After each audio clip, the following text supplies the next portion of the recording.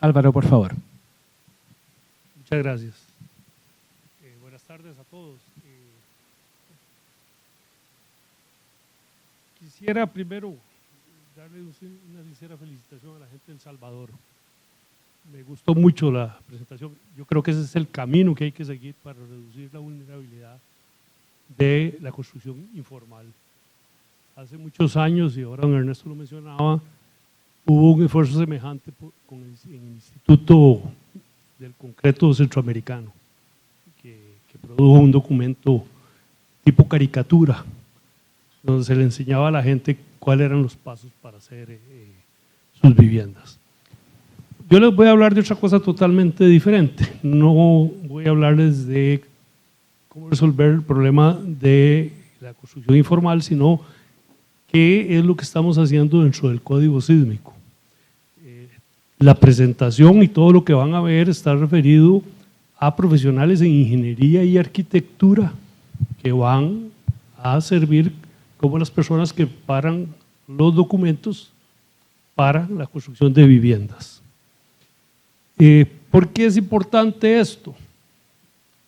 Los números hablan. Usando las referencias y la información estadística que hay en el Colegio Federal de Ingenieros y Arquitectos, aproximadamente de todos los metros cuadrados de construcción que anualmente se hacen, el 57%, en algunas ocasiones un poquito menos, 40% en ese rango, son en vivienda. Y casi un 48% de eso es vivienda unifamiliar. Entonces, es un porcentaje muy grande de lo que se construye. Siguiente.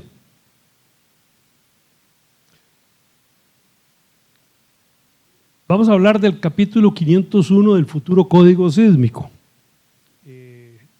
Dentro de la Comisión del Código Sísmico lo llamamos Código Sísmico del 2025, no como dijo el ministro 2026, sino que 2025 porque fue en el 2025 que terminamos.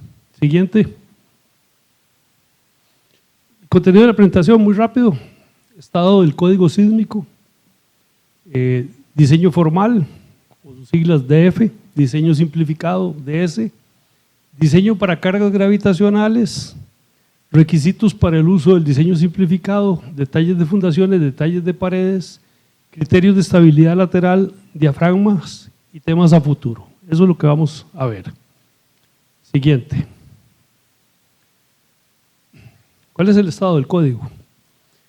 La Comisión Permanente del Código Sísmico entregó el borrador del documento a la Dirección Ejecutiva del Colegio Federal de Ingenieros y Arquitectos. El director ejecutivo era el actual ministro de Vivienda, el 27 de febrero del 2025.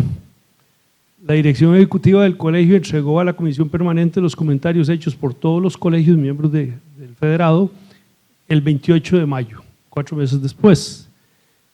El documento se revisó y modificó para tomar en cuenta todas las observaciones y fue aprobado por la Asamblea de Representantes del Colegio el 24 de noviembre del 2025.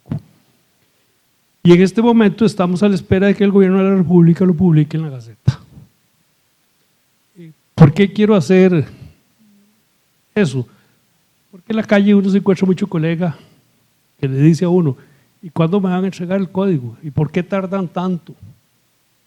La comisión trabaja ad honorem, y no solo lo hace ad honorem, sino que a veces recibe críticas de muchas partes. Y hay que entender claramente que hay cosas que se salen de lo que la comisión puede hacer. También. Siguiente. ¿Cómo vamos a manejar el futuro capítulo? Bueno, vamos a mantener los criterios que venimos usando desde el 2002, que es 2 procedimientos para el diseño de las casas, el diseño formal y el diseño simplificado. Diseño formal, se analiza y se diseña la casa como cualquier otra estructura usando los criterios establecidos en los otros capítulos del código.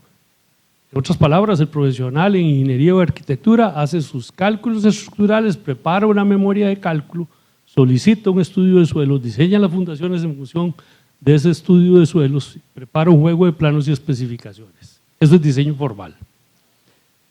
El otro método es el diseño simplificado. donde se utilizan una serie de detalles estándar y guías para el diseño de la casa, de manera que puedan ser utilizados por profesionales especialistas o no en ingeniería estructural sin necesidad de hacer los cálculos correspondientes. Es la respuesta a una realidad, y la realidad es que legalmente en este país hay profesionales que no son expertos en ingeniería estructural que pueden firmar los planos de una vivienda. Y así sucede en muchas partes del mundo. Es un recetario, el diseño simplificado es un recetario. ¿Cómo es ese recetario? Caro, conservador, porque estamos tratando de resolver un problema sumamente complejo en una forma muy sencilla y por lo tanto tiene que ser conservador. Siguiente.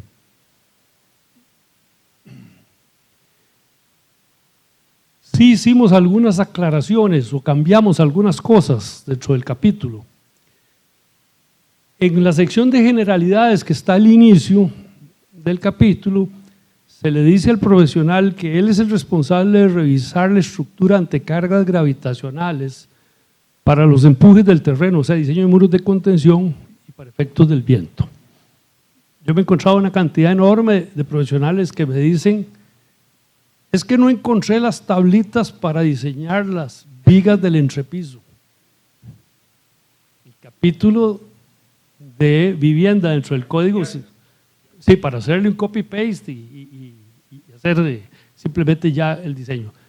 Lo que pretende el capítulo de vivienda es resolver el problema sismo resistente de la vivienda, pero no resolver todo el problema de la vivienda. El profesional tiene que hacer el diseño de las cargas gravitacionales, y he visto fallas de viviendas, incluso de una planta, porque el profesional no tiene claro eso.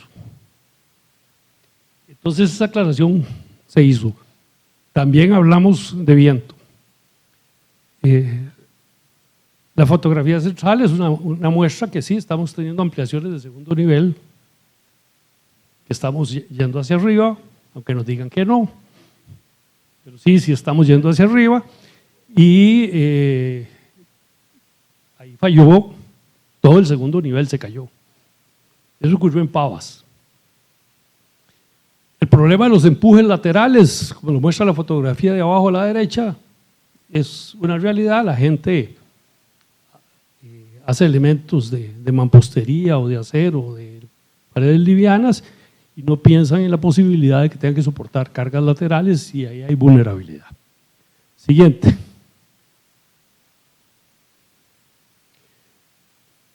En la sección de diseño formal cambiamos una información que estaba al final del capítulo y la trasladamos al puro inicio. Es la sección donde se establecen los criterios simplificados para la distribución de las masas para el análisis sísmico. En azul está lo que dice el código, no voy a entrar a leerlo, pero yo hice estos esquemitas que me permiten, que son una orientación para el profesional. Casas de una planta o dos plantas con diafragmas rígidos, cómo se consideran las masas. Si es una casa de un solo nivel, el peso de todo lo que está concentrado en el diafragma y el peso de la mitad superior de las paredes se considera que está ubicado a nivel del diafragma, y con eso se establecen las fuerzas laterales. Si es de dos plantas también. Ese primer caso es poco aplicable en nuestro medio, casi nosotros no tenemos viviendas con techos de concreto. Entonces, está la información, pero no tiene poca aplicación. El segundo caso, que son las viviendas de dos plantas con diafragma rígido en el entrepiso y un diafragma flexible en el techo, sí es bastante común. Casi todas las casas nuestras de dos niveles tienen esa configuración. Y para el diseño formal se permite hacer una simplificación gruesa, que es conservadora, que es considerar el peso del techo, el peso de todas las paredes del segundo nivel, el peso del diafragma y el peso de la mitad superior de las paredes del primer nivel como un solo peso o una sola masa concentrada a nivel del diafragma. Eso es una simplificación gruesa, conservadora, pero funciona. Y en el caso de que tengamos estructuras con diafragmas flexibles de una o dos plantas, pues lo más importante es pensar en la estabilidad lateral de las paredes. Siguiente. Dentro del diseño formal se agregaron secciones alusivas al tema de diafragmas, cimentaciones, elementos de borde y diseño de materiales. Por ejemplo, se indica la importancia de conectar adecuadamente los entrepisos y los techos a las paredes y se establecen criterios y recomendaciones de cómo se debe hacer. Para las dos situaciones más comunes, que es con viguetas de entrepiso paralelas a la pared o perpendiculares a la pared. Siguiente. También se agregó o se aclaró algo que ya estaba en el código, que es dar una recomendación de cómo confinar un relleno con muros de contención cuando la casa está muy cerca del borde del relleno, reconociendo que muchas de nuestras viviendas se hacen en zonas con pendiente y que se construyen rellenos. Entonces, ¿cuándo necesito el muro de retención o no? En función de la distancia que exista desde el borde del talud hasta el borde de la casa. Y hay una reglita que dice que la casa, si el borde del talud está a una longitud menor a 2 veces el espesor, hay que hacer un muro de retención.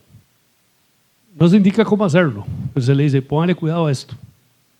Siguiente.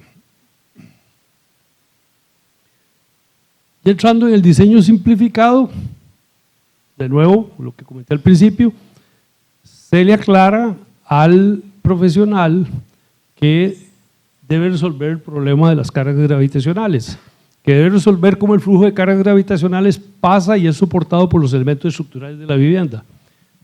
¿Por qué aquí de nuevo? Ya lo mencioné que está al inicio en generalidades.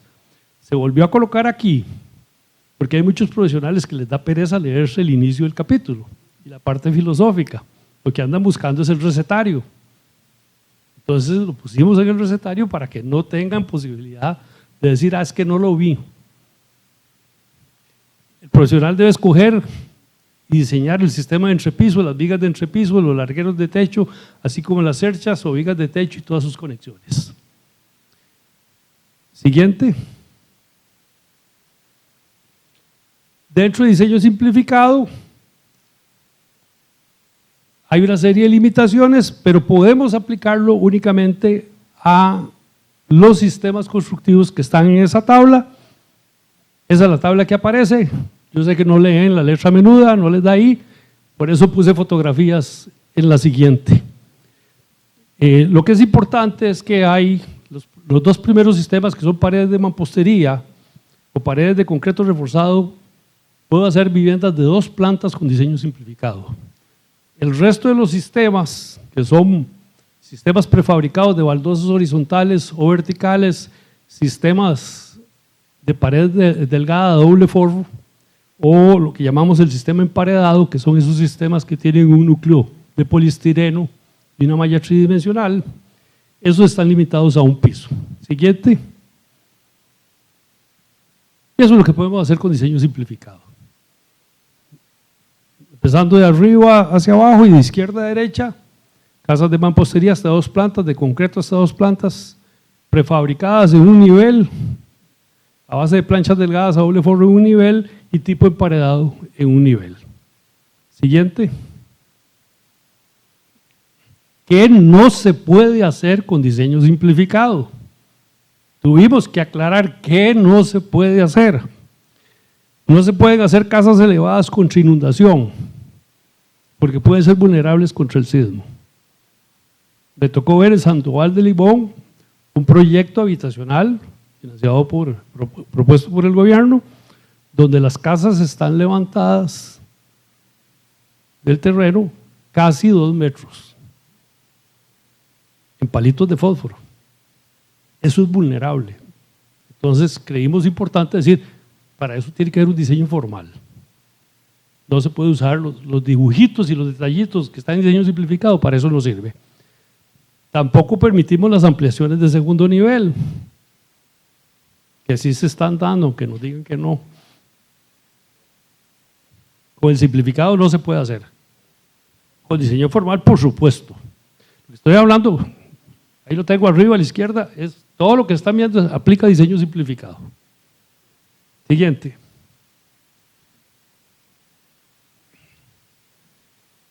Los requisitos para usar el diseño simplificado, que son un montón, Pueden ser casas mayores a 200 metros cuadrados, tienen que ser vivienda unifamiliar, hay limitaciones de la altura de las paredes, hay un montón de requisitos, pero algo que hicimos fue exigir en esta ocasión, en este nuevo código, que para poder usar diseño simplificado tiene que haber un estudio de suelos.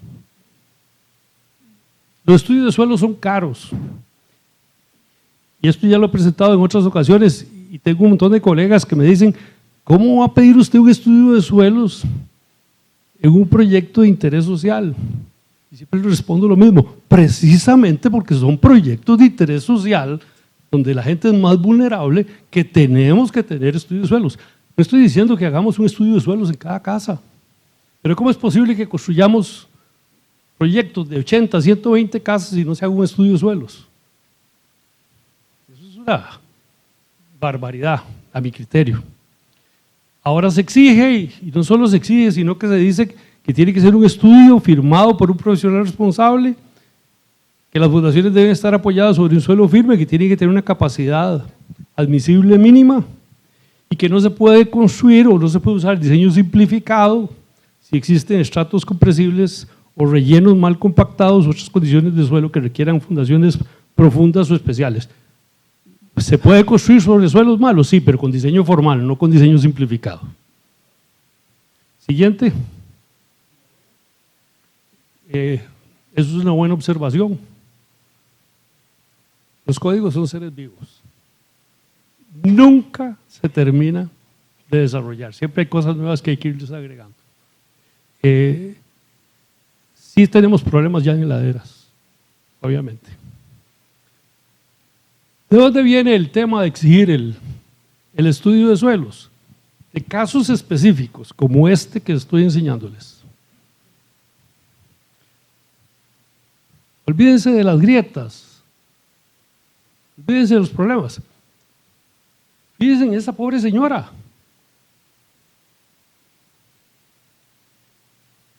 Una persona humilde que hace el esfuerzo de pedir un préstamo en una cooperativa para construir su casa,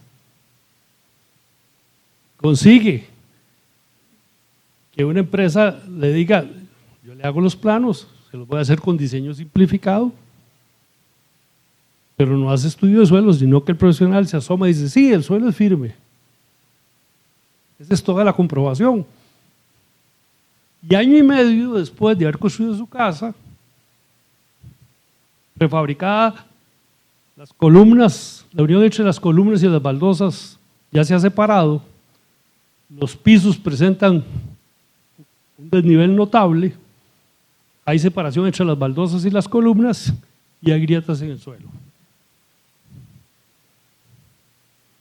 Le faltan casi 14 años de pagar el préstamo y ya la casa está así. Esa es la justificación de por qué tenemos que pedir el estudio de suelos. Siguiente.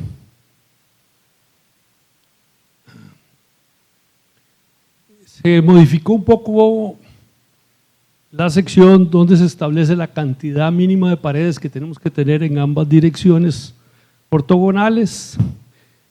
Quedó redactado en una forma más sencilla. El ingeniero Diego Hidalgo trabajó bastante en esto y nos ayudó y creo que quedó mejor redactado. Lo importante, no voy a entrar en el detalle, lo importante es que el profesional tiene que tener claro que yo tengo que tener suficientes paredes en ambas direcciones ortogonales y que cuando las paredes del primer nivel soportan un segundo nivel tengo que ser más riguroso. Siguiente. Dentro de diseño simplificado siempre se aclaró que la vivienda de 2 pisos, que en viviendas de 2 pisos el piso debe ser un diafragma rígido, pueden ser losas monolíticas, viguetas de concreto o acero con una sobrelosa de por lo menos 6 centímetros, deben tener una razón de largo a ancho menor o igual a 3. Se les recuerda que los diafragmas son los responsables de transmitir las fuerzas de sismo a los muros o paredes en proporción a su rigidez y que se deben usar bastones de varilla conectando las paredes a los entrepisos para integrarlos estructuralmente. Y hay una cantidad, hay una recomendación de cuánto es la cantidad mínima de acero que debe haber en esas conexiones. Muchas de nuestras viviendas son cajones. Todos sabemos que los cajones funcionan. Yo me voy al supermercado y veo un montón de mercadería puesta en cajas de cartón, una encima de otra. Tiene una gran capacidad estructural. Pero para que funcione tengo que tener bien conectadas las partes de la caja. Las fuerzas de sismo o de viento van a aplicarse en las paredes, son transmitidas al diafragma y el diafragma se los tira a las paredes paralelas y bajan a la fundación. Y todas estas fuerzas y todas las uniones entre las paredes y el entrepiso, si no están bien conectadas, la carga no se va a transmitir y se va a producir el colapso parcial o total. Entonces, las conexiones son importantes y se hace mención a ellas. Siguiente. Tuvimos que meter una nota aclaratoria dentro de diseño simplificado, donde decimos el diseño simplificado no puede ser usado para el diseño de aulas. El diseño simplificado es para vivienda. ¿Por qué? Porque nos encontramos proyectos de aulas en el país donde se pedían los planos y decían, es que usamos diseño simplificado. Y hubo que decirles, pues esos son aulas, no son casas. O sea, los profesionales y las instituciones hacen de hule las reglas y las quieren jalar hasta donde sea posible. Para aulas tengo que tener un diseño formal. Un proyecto totalmente diferente y no está dentro de esa metodología simplificada que es el diseño formal. Perdón, el diseño simplificado. Siguiente. Ya entrando a los detalles, al recetario, y hablando de fundaciones, todos los dibujos fueron hechos de nuevo, fueron modificados, se le pusieron notas que dice la profundidad de desplante depende del estudio de suelos. Antes no estaba esa figura, entonces decían, es que cuento bloques y entonces tengo que poner la fundación a 60 centímetros. No, la fundación tiene que colocarse donde tengamos la capacidad soportante adecuada. Y se establecieron también algunas aclaraciones, cuáles partes de las paredes de mampostería, las que quedan debajo del nivel de piso terminado, deben rellenarse totalmente de concreto para mejorar o evitar el paso del agua y para formar una T en esa fundación que es mucho más rígida que cuando no se tienen esas celdas rellenas. Siguiente. Con el sistema de paredes prefabricadas, que es bastante usado en nuestro país, se hizo una modificación con respecto a la fundación. En el código sísmico actual y en el anterior se decía que las columnas tenían que estar metidas en un dado prismático de 40 centímetros por 40 centímetros. Sin embargo, en esos proyectos nadie hace la excavación de una forma seria. O usan un auger y hacen un hueco circular, o un operario lo hace a pala. Y pedirle a un operario que haga un cuadrado perfecto en el suelo a pala es imposible. Todos hacen huecos circulares y entonces se cambió la información y dijo, bueno, tiene que haber un cilindro de 40 centímetros de diámetro como mínimo y una altura mínima que está establecida por el estudio de suelos y que tiene que ser 80 centímetros como mínimo. Adicionalmente, se aclaró el tema de los tensores. Anteriormente lo que había era que se decía que tenía que haber una varilla que llegara a la columna y que uniera las paredes entre sí. Los prefabricadores decían que eso era un problema porque había que hacerle un hueco a la columna para pasar la varilla. Y ahora están usando columnas pretensadas.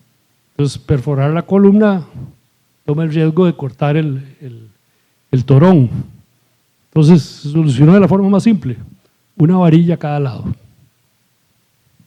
Siguiente.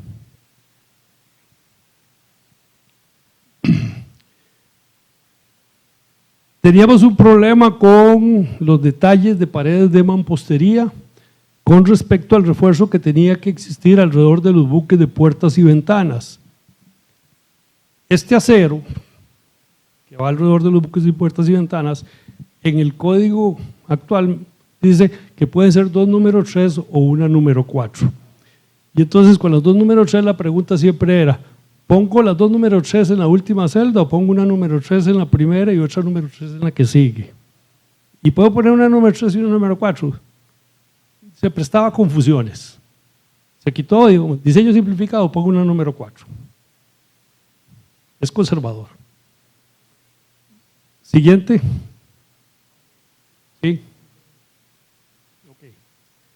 Okay. Se mejoraron detalles del refuerzo en las esquinas de puertas y ventanas. Siguiente.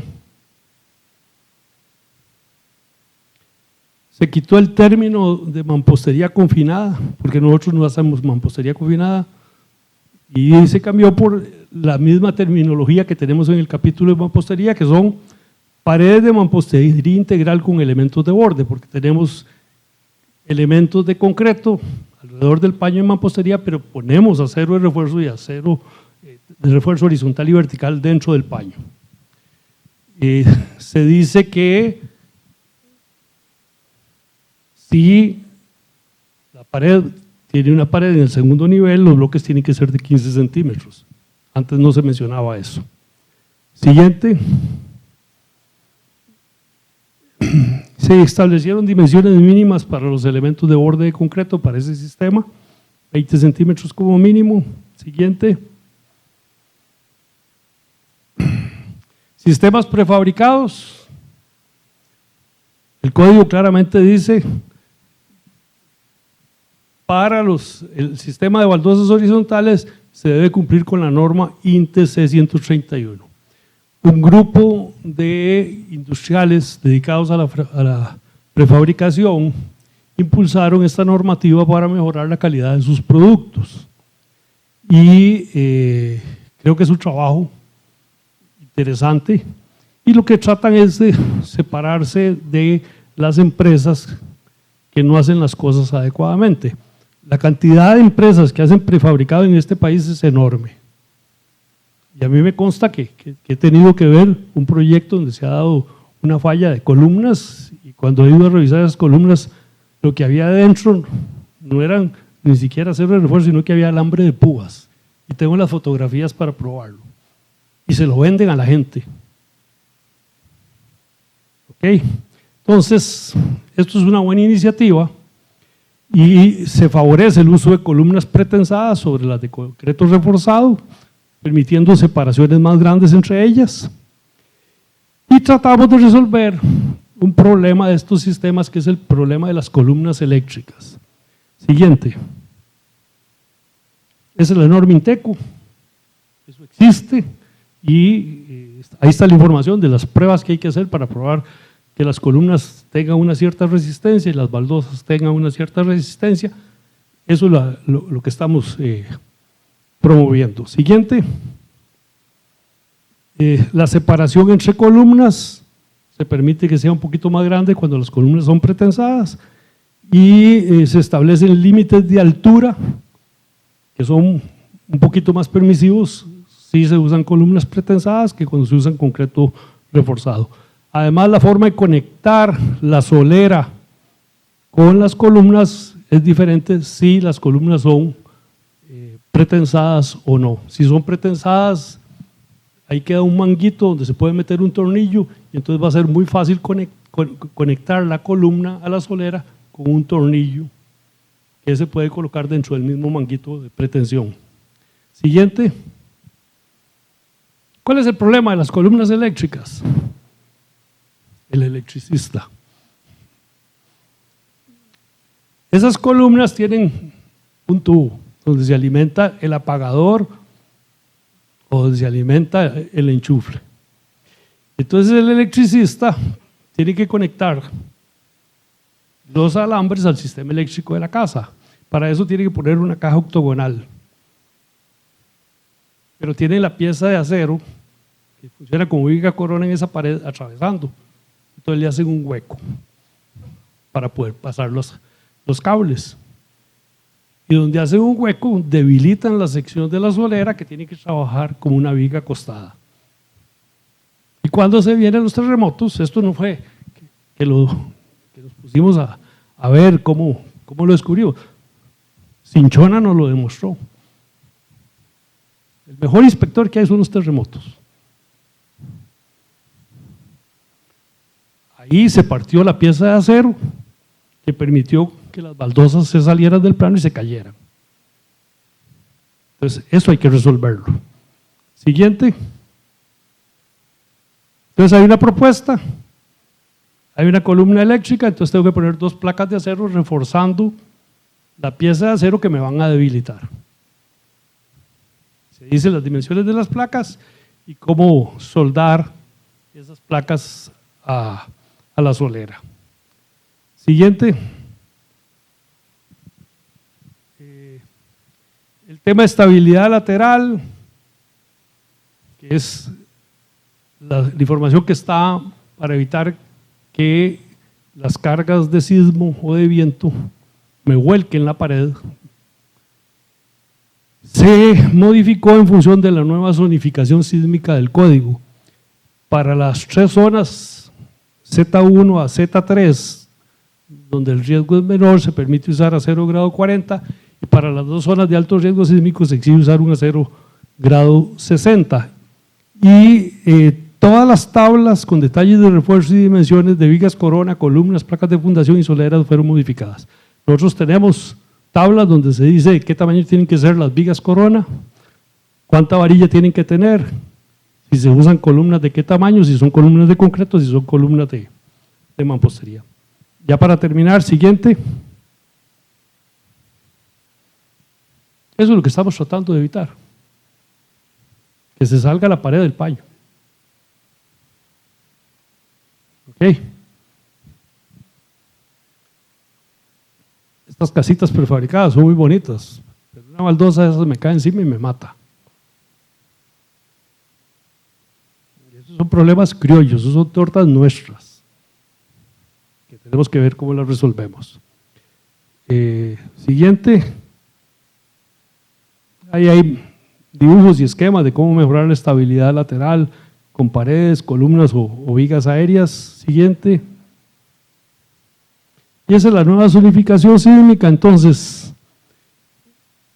en la zona celeste, verde y amarilla, el riesgo es ligeramente menor y entonces las tablas son un poquito más simples, pero en la zona anaranjada y roja, ahí las regulaciones son más serias. Siguiente, ya creo que estamos por terminar. Bueno, hay ejemplos de las tablas para cada una de las zonas con diferentes grados y los tamaños. Siguiente,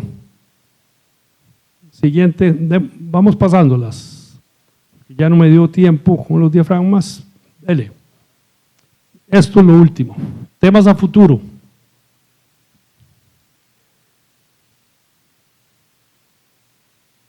La Cámara Costarricense Forestal de Madera e Industria está haciendo un esfuerzo enorme para elaborar un nuevo código de construcción y diseño en madera. Okay. Me pidieron a mí liderar el grupo que está elaborando eso.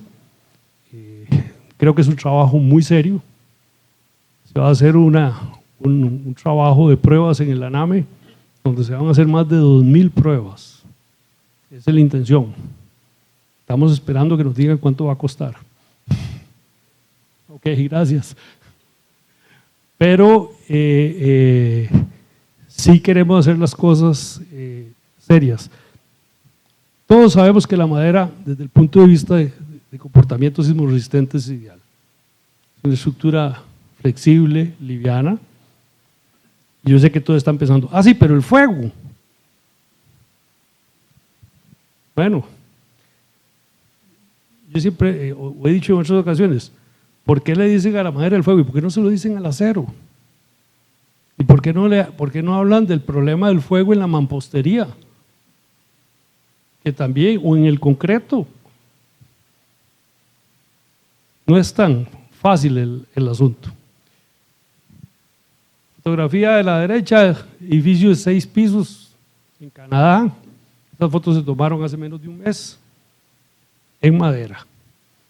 Puede haber edificios de 18 pisos y hay edificios de 27 pisos de altura en madera. Creo que nosotros podemos hacer el intento serio de ofrecer la alternativa de construir viviendas de 2 niveles en madera. La tecnología existe, funciona, y creo que eso es algo que podemos tratar de incorporar. Muchas gracias.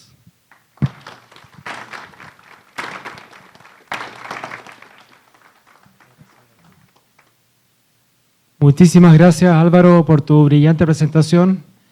Les pido nuevamente un aplauso, Álvaro. Además, como dijo que está pensionado, debe ser doble aplauso.